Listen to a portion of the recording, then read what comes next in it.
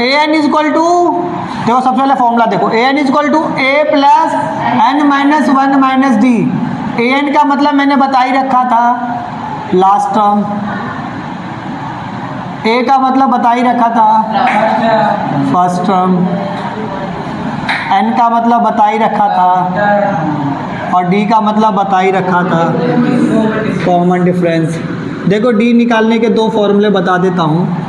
एक तो डी का फॉर्मूला होता है ए टू माइनस ए वन, और एक डी वन का फॉर्मूला होता है ए थ्री माइनस ए टू। किस मतलब अगले टर्म में से पिछला टर्म माइनस करना पड़ता है, ठीक है। क्वेश्चन नंबर कौन सा? Question number third. क्या बोला गया? For the following AP right the first term and common difference, यानी ए और डी निकालना है। क्या निकालना है?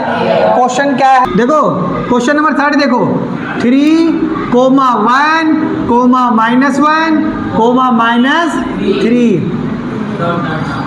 इसमें पहले ए की वैल्यू पूछा गया, पहले फर्स्ट टर्म पूछा गया। फर्स्ट टर्म क्या है? 3। ए की वैल्यू तो निकल गई भाई। फिर बोला गया एपी है, चेक करने के लिए नहीं बोला गया उसको, उसने बोल रखा है एपी है, सीरीज है इसका, खाली डी निकालना है। क्या निकालना है? तो एक ही बार डी निकालना है। डी निकालने का फॉर्मूला क्या है? ए टू कितना है? माइनस डी कितना, ए वन कितना है? तो माइनस 3 में से बन गया। और कौन सा पार्ट बता दूं? थर्ड पार्ट बता दे। इसका फर्स्ट पार्ट था ना ये, इसका थर्ड पार्ट बता देते हैं। क्वेश्चन थ्री का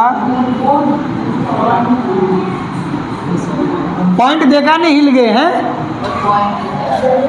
1/3, 5/3, 9/3, 13/3। क्या बोला गया है?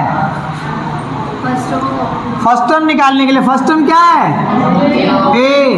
ए कितना है? डी निकालने का formula A two minus A one. A two कितना है? 5/3 माइनस, दोनों के नीचे 3 है तो सेम हो जाएगा। 4 में से 5 में से बन गया अपॉन में 3। सर ऐसे कैसे हो गया? क्योंकि दोनों के नीचे सेम चीजें थी तो डायरेक्ट माइनस हो जाता है।